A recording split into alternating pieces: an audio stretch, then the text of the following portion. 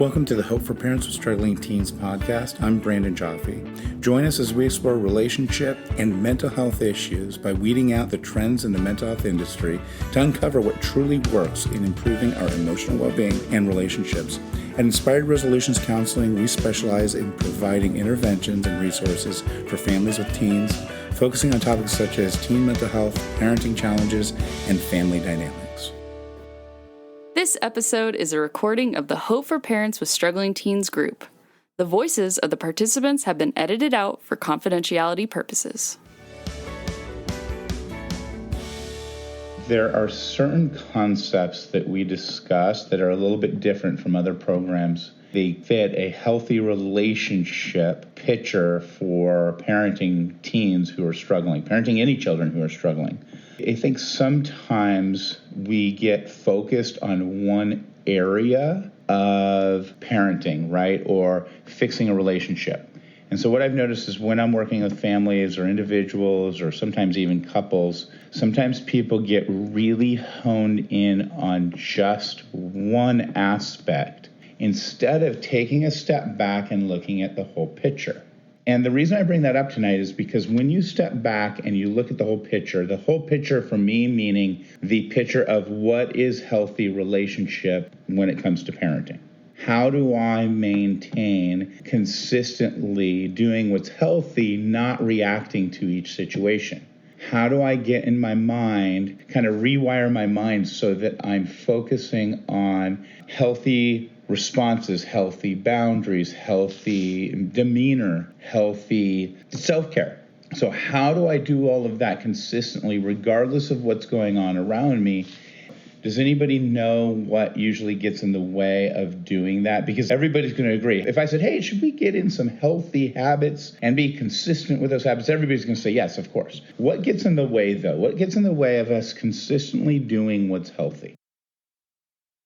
You fall back into your old habits because you either don't recognize, remember, or see that there's a difference when you do what's healthy on a consistent basis, or you just started doing it, and so you're looking for a change, and you go, oh, no, I don't see the change, so I'm just going to rely on what didn't work. You know, it's that comfortably miserable concept, okay? So that's one reason. Parents, human beings, individuals, stop doing what's healthy in relationship because we are results-oriented. We'll try something, and then we want to see a result, and then we stop. And then a lot of times what I talk about is we're assessing the wrong things. So a lot of parents are looking for changes in their children right away, rather than, hey, has the conflict reduced in my home?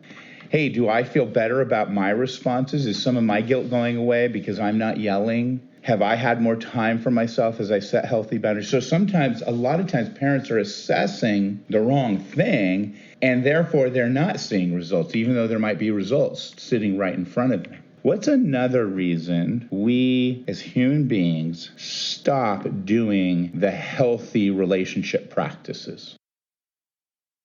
Have a plan and respond to the plan.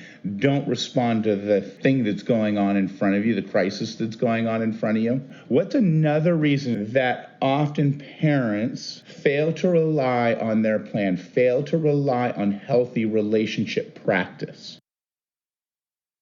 Parents get all discombobulated when there's a crisis. These crises are all over the place. I'll work with parents who their child bringing home a C is a crisis, or their child not turning in homework but getting really good grades is a crisis. For some parents, it's the weed or drugs or sneaking out that's a crisis. For some parents, it's all the above. For some parents, it's just my child is behaving a little bit differently. For some parents, it's my child's suicidal and is suffering from depression. But there's crises all over the place, and some of them infuriate parents because it's just not fair. For some crises, the parents are worried about the future. For some parents, the crisis is a combination of everything, and their emotions just get the best of them. I never teach, hey, do this healthy relationship thing unless there's a really bad crisis.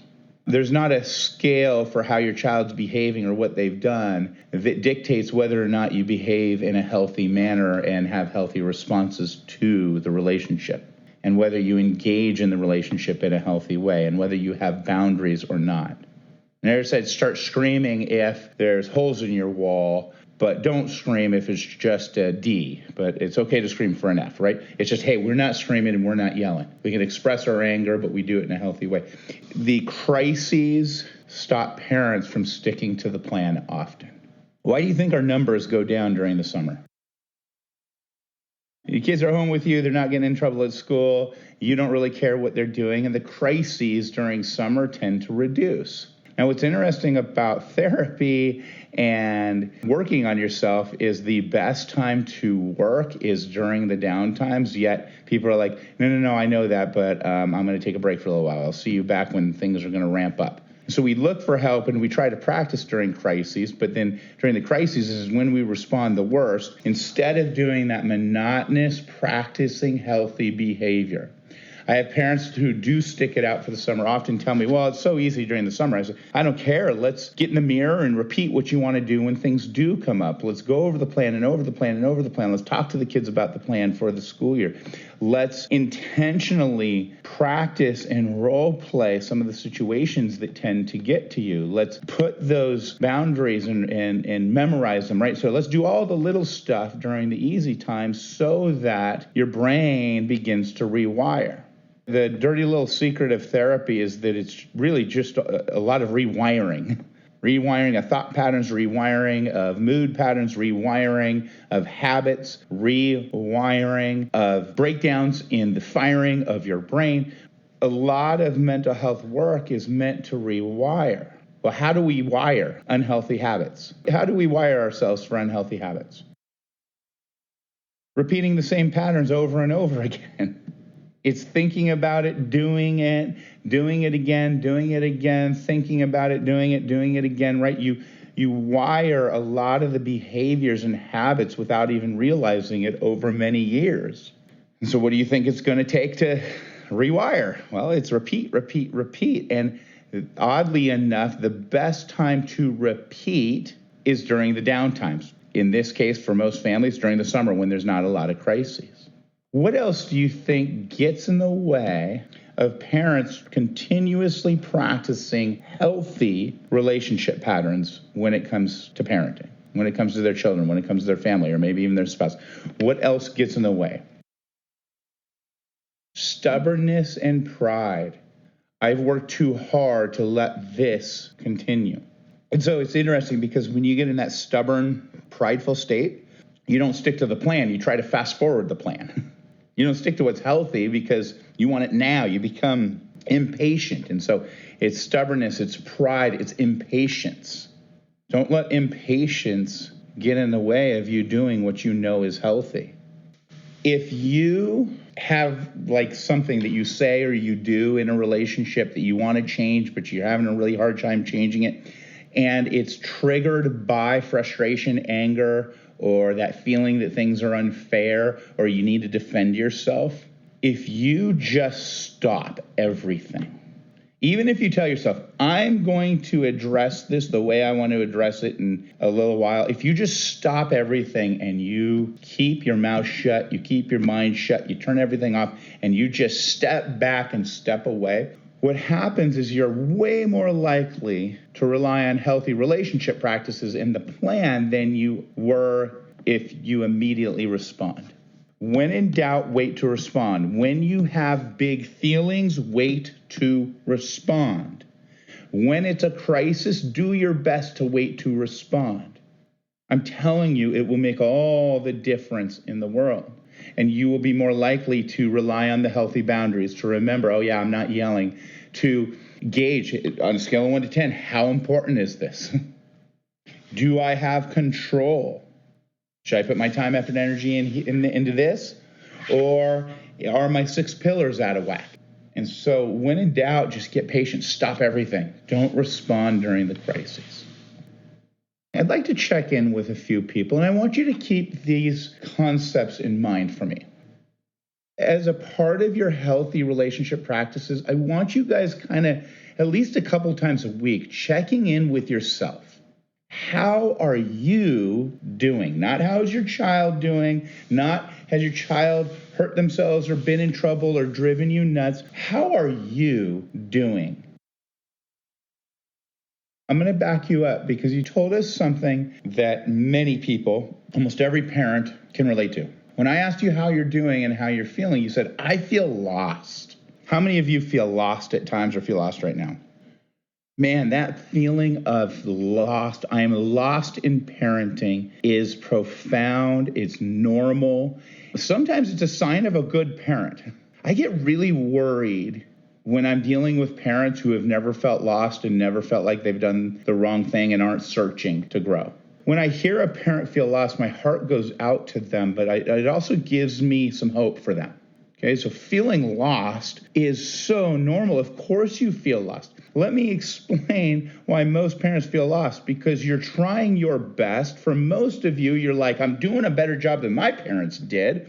I tried to pay attention to all the stuff, maybe you even read all the books, and you find yourself in a place where either your child's really struggling mental health-wise, or your relationship is struggling, or both, or maybe even your child hates you, and you don't know where you went so wrong. You can figure out some things that maybe you could change, but that feeling of I'm lost. And then maybe if you do know what you did wrong, you don't know where to go from there because there's no immediate response from your child. And so when you say that you feel lost, can you help us understand? You started to say that you're lost and you're afraid and you don't know what to do, but can you tell us more about your feeling lost? Again, I don't think you're alone in this. I don't know what to say, right? What I was saying before wasn't working with my child. I'm trying to do better. And now things that I'm saying I think are healthier, but they're still not working. My child's still resentful, and I don't know what to do. And I think that is so important for you guys to understand that when you find yourself in that position, it doesn't mean that you're doing anything wrong. You're not doing anything wrong. You may not have found the perfect language yet, but you are trying to change the language and the communication and trying to make it healthier. Parenting is not about doing it perfectly. The parenting journey is a journey. It's one with which you hopefully are going to get better and better as you go along. And then you're going to run into new, more difficult obstacles, and you're going to have to overcome those things. And the obstacles just keep changing. That's why you only have the power and the space to do your journey. You can't do your child's journey for them because your journey is hard enough.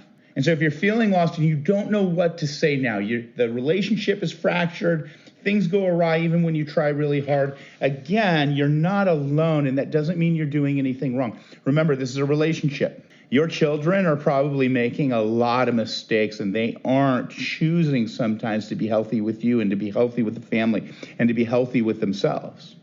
And so when I hear somebody say what you said, well, I don't know how to validate myself. I don't know if I'm saying the right thing or not. Let's break that down, you guys. And you can ask yourself, well, when I was communicating with them, did I have an unhealthy motive? Was I asking a question even though I was just trying to make a statement? Was I yelling? Was I picking a moment that it was inappropriate to bring up that thing? Was I repeating myself over and over again, participating in an insane conversation? Was I being mean and putting them down? Was I lying? Being manipulative somehow? Is there a history of when I bring this subject up in this way, there's conflict? I'm sure there's more, but off the top of my head, those are some good questions to ask yourself. And then it's like, you know what? None of that applies. I was trying really hard. I was actually just giving them a compliment and asking them if they'd like to join me to watch a movie, and they flipped out on me. Well, then that's their unhealthiness. You becoming healthy in communication, you becoming healthy in relationship with your child does not mean that your child's going to become healthy right away or possibly ever. And that's why we assess based on taking a look at what was our plan. Out of curiosity, what's one thing you're trying to do in your communication that's different these days? What is the issue that you can't get through about? Remember I said that there are some things, fear was one of them, that get in the way of us practicing healthy relationship. I said, don't have insane conversations. Don't repeat yourself. Let go of the things that you don't control. What I didn't say is don't have insane conversations unless they don't understand and they won't change their behavior regarding the thing that you're afraid they're ruining their life with. What I didn't say was don't repeat yourself over and over again unless you think it's a really important concept.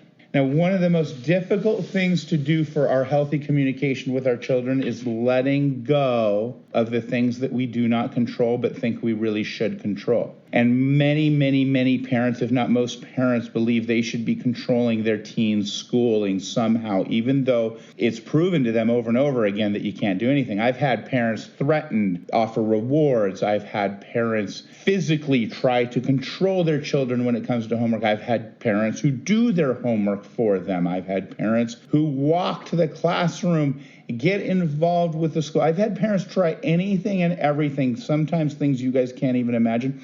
And what I've learned over the 20 plus years that I've been practicing is parents don't control their children's grades unless you're willing to cheat for them. And when you do their homework, you're lying and you're cheating and you're manipulating the school system. And that doesn't work in the long run anyways. And so for a parent, I know you guys get mixed messages because the schools will sometimes tell you, hey, you guys got to get them to get their homework. And it's like, I would if I could. But sometimes you have to let go of the idea that you can control the failure that your child is about to experience. And not doing well in school is one of those concepts that I'm going to be talking about until the day I retire. You're right. It is very hard to watch your child fail. A lot of parents say it is very hard to let your child fail. I don't meet many parents who let their child fail. That would mean that you have an active participation and agreeance to them failing. What it usually is I now recognize that I don't have a choice and this isn't mine to control. I didn't let them do anything. I offered them resources. I had the discussion with them. I even threatened them. I did everything I could, and now I've got to let go so that I can get back on my journey. It is hard to watch your child make decisions that may or are resulting in them experiencing failure is really hard. Knowing that there might be consequences for their future is really hard. And that's what you're going through. It's really hard to let go of the thing that you don't control. And I'm going to ask you, do you have any really cool tricks for getting your child to decide to do their homework? Nothing's worked, has it? Have you ever grieved anything or anybody? Have you ever lost something in your life, lost somebody in your life and had to experience grief? Well, I want you to imagine losing somebody or something that you love. Okay, and most of us have experienced the loss of a loved one. Most of us have experienced the loss of a major life event that changes, and so we've got to grieve something like that. Or some people have experienced divorce, and you've got to grieve the life that you wanted, right? A lot of parenting is about grieving in a healthy way. And the more that I work with you guys, the more I'm realizing if you lose your child, there's plenty of grief groups and care for that. People find a niche in that. But nobody talks about the fact that parents are in a constant state of grief. You're grieving the happy child that you had, and now they're struggling. You're grieving that toddler age. You're grieving that adolescent age. You're grieving over and over and over again to varying extents. And when your child goes from performing well in school and life to really, really struggling, when they finally hit that mark of, oh my gosh, they're going to fail in a way that's definitely going to affect them, and I've tried everything, the only next step is to grieve, let go, and focus on healthy relationship with them. And that's contrary to what some parents truly believe. I'm not saying you don't try, but at some point you have to stop the unhealthy. There's this belief that you do whatever it takes to make your child happy. And then in that, it's like, even if I have to make my child miserable while they make a mistake, right? And that's just not healthy. It's not right. It doesn't increase the odds that your child is happy and that your child succeeds. What I would say to you is it sounds like one of the most difficult things you're going through right now is that you've got to accept that it is time to grieve, not figure out what more to do to convince your child. You've got to figure out how to grieve what you had hoped for her during this season of her life while figuring out how to connect with her and maintain a relationship for the future. Your mom brain is saying, I've got to figure out how to make sure she doesn't fail. Well, I would argue it sounds like from what you're saying, she's hell-bent on failing. And so you've got to figure out how to stay in relationship with her, not enable, and you be okay. You have to be okay too. You do matter, by the way. All of you parents matter. And this is kind of dark, but you guys have less life to live than your children technically, so you should probably focus on your own happiness because they got a long time to figure out happiness. So I want you to think about the fact that it's hard for you to stop. What would happen if you focused on grieving that hope you had during this season for your daughter, and then just focused on self-care, and then focused on the relationship where you could? It's interesting that you say that. I was watching a clip of a pastor. It was actually from my church this past weekend, and my pastor said something similar, and I really respect him, so I didn't stand up and interrupt him. But what I wanted to tell him was no. And he was trying to make a point that had to do with faith, but I stopped myself because I really wanted to stand up and say, no. That is not true, and that cannot be true. And his point, it was the only point he's ever made that I really disagreed with. We cannot allow ourselves to be as miserable as our most miserable child. We have to find contentment and happiness regardless. You see, and that gives our most miserable child more hope and more resources to find happiness and to overcome where they fail. And the point the pastor was trying to make was a fine one. But again, like, I always agree with this pastor, so it was really hard for me to disagree with him. And even if you're somebody of the Christian faith, I don't think that God and the Holy Spirit is not miserable because we are miserable. Sure, they ache, and as a parent, you're going to ache, and you're going to have a moment of grief for your child who is struggling, but you can't allow that to ruin the rest of your life. You can't put your life on hold, right? God doesn't put his happy parts of the relationship on hold while his child suffers, right? And you can't either. Sure, you give that love, and you're going to have oh man, I feel bad. I love you. I want you to be okay. But then you've got to be okay. You've got to stop focusing on the insanity. Does that make sense, you guys? And so what you shared tonight, everybody on this call can identify with. And so I thank you for sharing. You feel lost.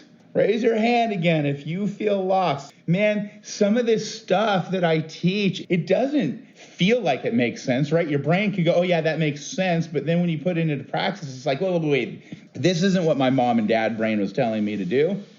And I'm pretty sure I got to do something else, right? Because society's been saying forever that this is what I'm supposed to do. I'm supposed to be miserable if my child's miserable. No, please don't be miserable if your child's miserable. Have a moment, that's compartmentalized where you feel bad. Walk alongside your child. Cry for your child. Grieve the relationship that you had hoped with them. Grieve the hopes you had for this season of their life.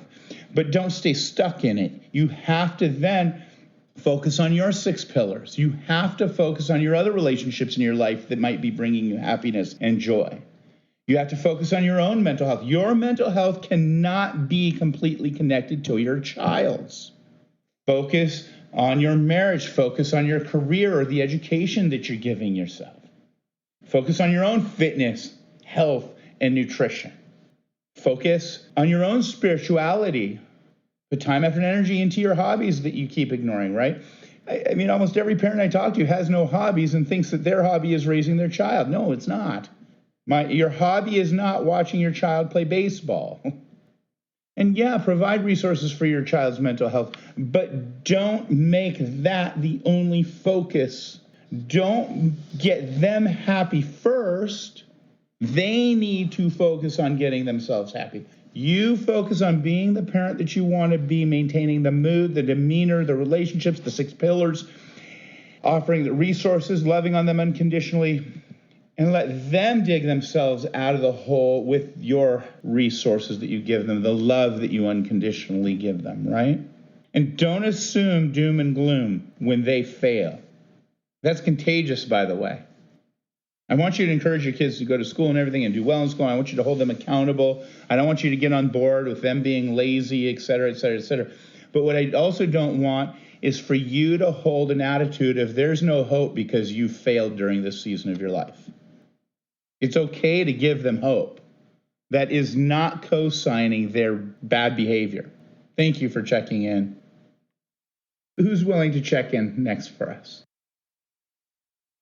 Your daughter seems to go from cutting to anorexia.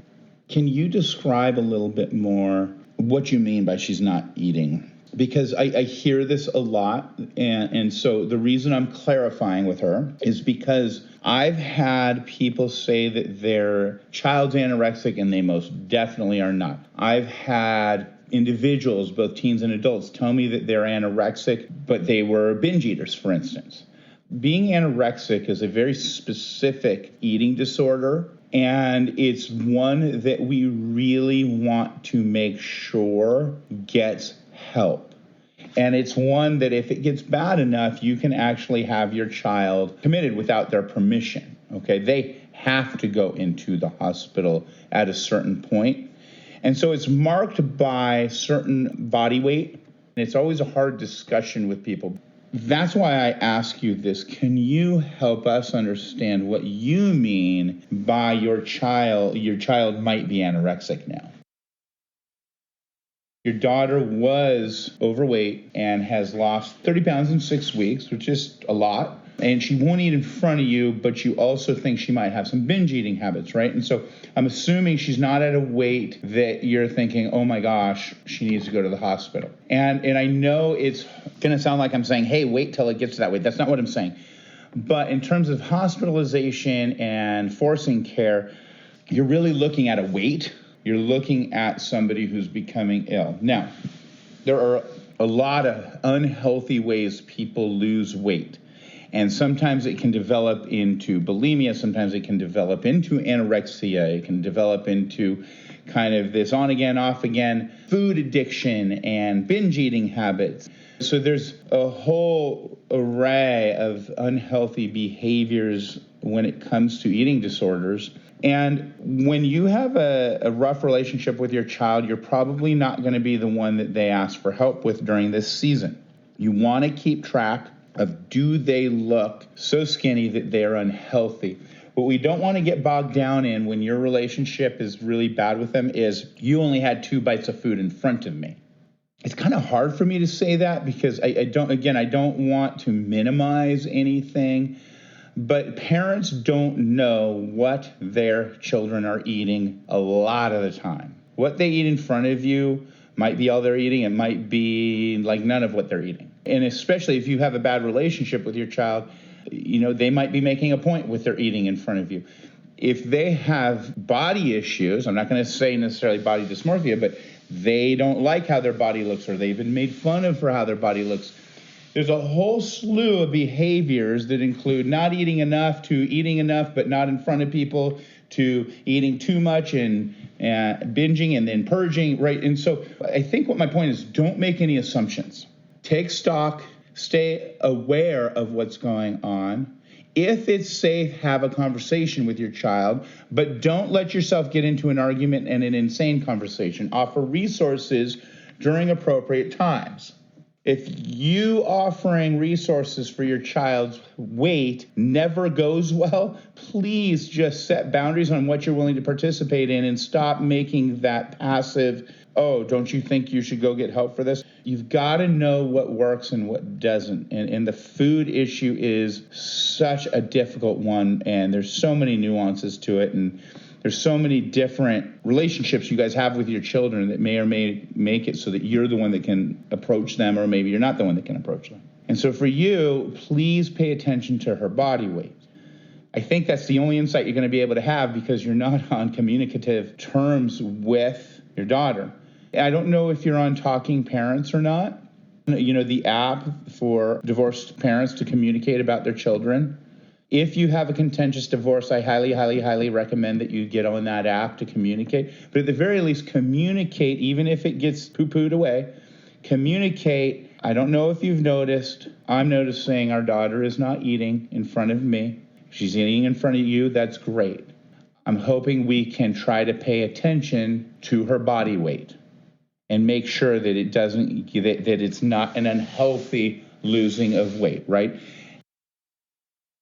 Now, sometimes in co-parenting, parents don't communicate things because they know that their ex-partner is not going to participate or is not going to do anything about it or is not going to receive it. That's irrelevant. I go back to, I never said do the healthy thing in relationship and communication unless the other person's not going to receive it.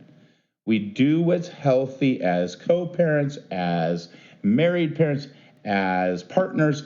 We just do our best to continue to practice healthy relationship, even when the other people in our life refuse to practice healthy relationship. As a co-parent, if I notice my daughter or my son might have an eating disorder, I am going to mention that because that is what you do, period. No ifs, ands, or buts about it. I'm not going to bag on them. I'm not going to have an insane conversation with them.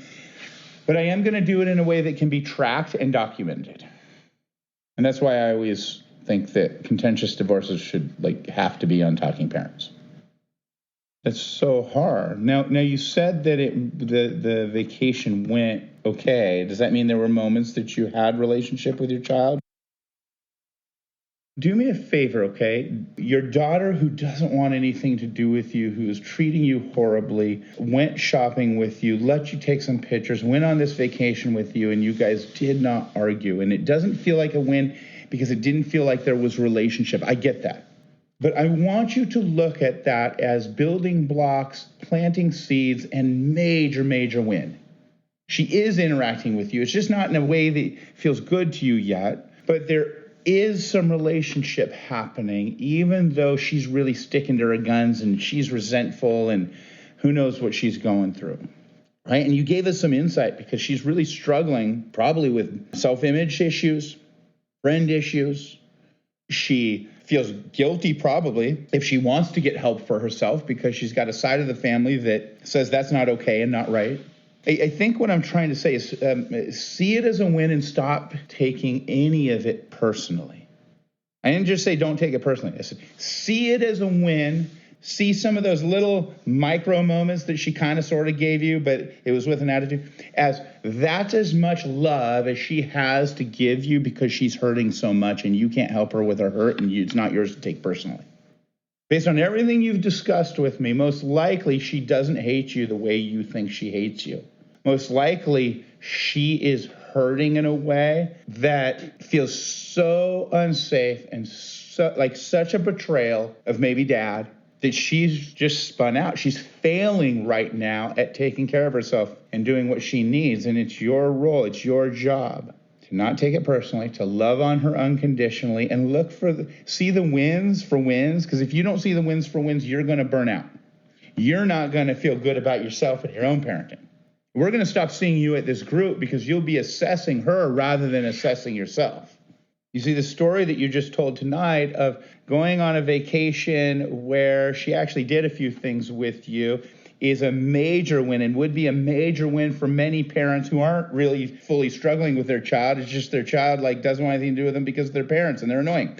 Some of this isn't about her anger towards you. It's just about her. But man, she went shopping with you. She gave you a couple of smiles. I have worked with parents who would give me all of their wealth if I could get their child to take a picture with them right now. And so I want you to take that trip out of the category of maybe a win, not really, and put it way into the win column for me. You're doing a great job. You are not giving up. Your child is being loved, even though it seems like she's rejecting it. She has a safe place to get help if she ever decides to overcome the guilt of needing help. And if you're consistent in that, your relationship in time will fill you back up. It's just your relationship with her is not filling you up, and I get it. How you assess your relationship with your child and the wins and the moments that you're going to take personally is so important. Because some of you are doing a lot of really good things and there's a lot of really good signs, even though it's hard, you're not experiencing what you want from your child. And instead of putting it in the win category, you're putting in the, another loss category. And that's beating your self-esteem up. That's beating your marriage up. That's beating your self-confidence up. That is not the assessment that is helping. And you guys know me, I'm blunt, man. If it's time to put it in the you messed up column, I'll tell you to put it in the you messed up column. Well, I appreciate so much you sharing with us tonight. You're not alone. And being, a single parent who only has so much time to influence your child is, man, it's a hard place to come from in parenting. And it makes it even harder to not take things personally, right? Because if it's a contentious divorce, it's not just your child who's telling you you're terrible. It's the other party, the ex, telling you you're terrible. And sometimes it gets to you. But remember, we're consistent in the plan. We practice healthy relationship, and that's what we assess. we don't take this season of life personally. And I just thank you so much for sharing your story tonight with us. Who else is willing to share tonight? As I hear what you're sharing, first I want to address the eating disorder part. And you're saying, look, your daughter, she's been bullied and she has had issues with her weight and her height, and she's been made fun of. And the other day she ate some Takis and she threw them up and she told you about it. A lot of parents would go, oh my gosh, crisis, pounce, make things worse. And for you use the word or the phrase, I want to pick my battles. And I want to change that. It's not picking your battles. In fact, I did a whole podcast and article on not picking your battles, because what it is you're focusing on the things that you can control and you're not repeating unhealthy attempts to have insane conversations. I don't want parents to pick their battles. I want you to let go of the things you cannot control and put time, effort, and energy into the things that you can control. I don't want you treating everything like a major crisis, because that doesn't work. If it did work, I'd say treat everything like a major crisis.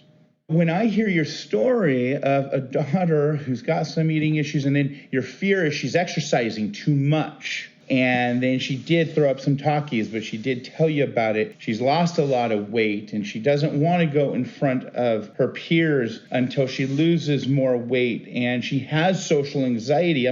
My first thought is, of course she has social anxiety. She was being picked on for most of her life. That's horrible. What a horrible thing for people to do to her. That's not, oh, wow, she had some sort of what people like to call imbalance, and now she's got social anxiety. No, her anxiety about society is correct. Of course she's sweating and nervous to go out into the world. She's been made fun of and picked on.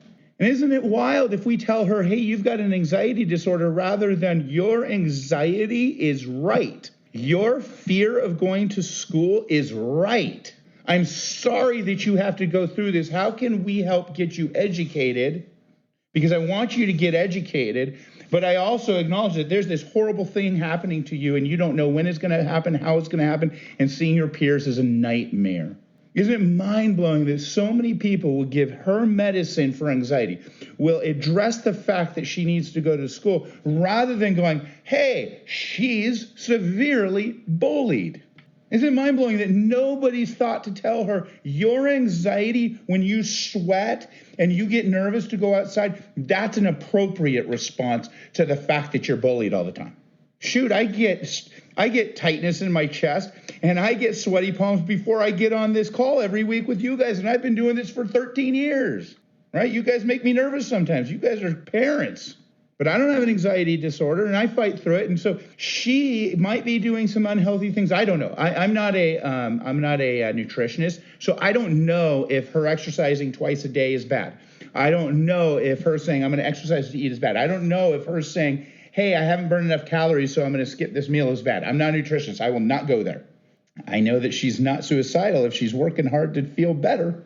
I know she's putting a lot of effort into things that she feels she can control. I know that mom's walking alongside her, trying to love on her, trying to do the right thing. I see a lot of hope here in this story. And my heart breaks. I have a knot in my stomach right now. That kind of bullying is going to turn into issues at home, anger towards parents. We can't take that personally. And us as professionals and us as parents have to be very careful to not address what's really going on and call it something that it's not. Now, maybe she does have some sort of anxiety disorder, but I don't think we can say she has an anxiety disorder because she's anxious to go to school. She is being bullied. She is being made to fear. She should fear, and somebody should do something about that if they can. And if she doesn't want to go to school, we say, hey, how can we get you educated while we figure out your bullying issue? Hey, you're not as broken as you think, because your response, anxious-wise, totally makes sense to me. And I might be worse. I might have handled that worse than you handled it. Why aren't we as professionals and school staff giving her hope in the fact that she's trying so hard to take care of herself? Do you guys follow my logic here? Well, you know what? You're doing an amazing job. and the way you've chosen to walk alongside your child. And some pieces to your story that I love is, again, I already said that you didn't pounce because she threw up. You just listened to her story. You stayed safe. You aren't getting as angry as you used to get, making her go to school. You're recognizing, hey, we got to let her do her. What I love is that you enlisted a friend that she could and did listen to when it comes to school. Because you are parent. That part of the story I love too, man, because you had a friend that you knew she connected with, and you let that unfold as kind of a mentorship, and that's huge. You guys, you are not directly going to be the ones that your children listen to for many, many things. Somebody they admire in the neighborhood, another friend, another adult that they like, a TV show, a famous person, a song. All those things have influence often more directly than you during this season of life. I've been kind of on a kick of listening to songs and bands that I used to listen to when I was younger. I'm still on that kick, totally listening to some old punk bands I used to listen to and all this other music. And every once in a while I'll hear a song or a verse and I'm like, oh my gosh, that, and I said this the other day to a friend, that saved my life. Like if I forgot about this song. Listening to this song, I can remember I was in the car and I was feeling this way, and I seriously think that saved my life. And then I made all these decisions based on this one experience with this song and getting really into it, right? And so it's mind-blowing because sometimes parents forget your influence is only 11%, and your child's still going to be influenced both positively and negatively by a lot of other things. And what if you focused on what you control and you let the rest be, or you were encouraging and mindful of other ways that they might be influenced? What if you didn't poo-poo all their music because it's terrible music giving them a bad message, and you really paid attention to what it might be doing for them during this really difficult time where they might be being bullied constantly at school for their weight? Isn't it funny how, as parents, we often put focus on controlling things that might not be something we actually want to control because we might be getting in the way of something? And so as we close tonight, I think two big messages. Assess yourself in a way that is fair and good and kind to what you're trying to do. Hold yourself accountable, but don't assess yourself based on your child's behavior right now and whether or not they're responding well to you. Okay? Hold yourself accountable while giving yourself grace for all the work that you're doing. And then look for wins that maybe you didn't see before, because I think a lot of times you guys aren't seeing how big a win you just had because you didn't get the fantasy you were hoping for, right? Because they didn't wrap their arms around you and say, oh my gosh, I love you, will you snuggle me? And instead it was kind of like, okay, fine, I'll take a selfie with you. You're not seeing some of the wins for what they are.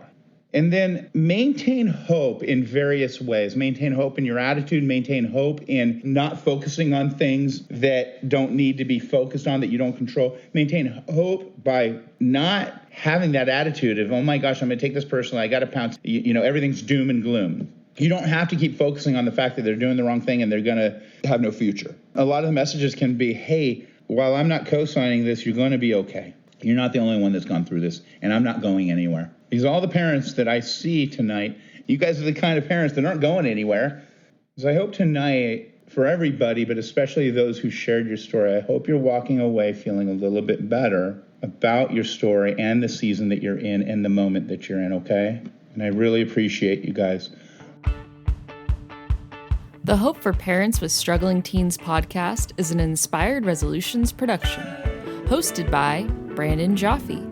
Edited and mixed by Natalie Atkinson. Music by Natalie and Sean Atkinson. Inspired Resolutions Counseling is based in Yorba Linda, California. Whether you're interested in joining our group, seeking therapy services, or exploring more of our resources, you can find us on our website, Instagram, Facebook, or YouTube at Inspired Resolutions Counseling.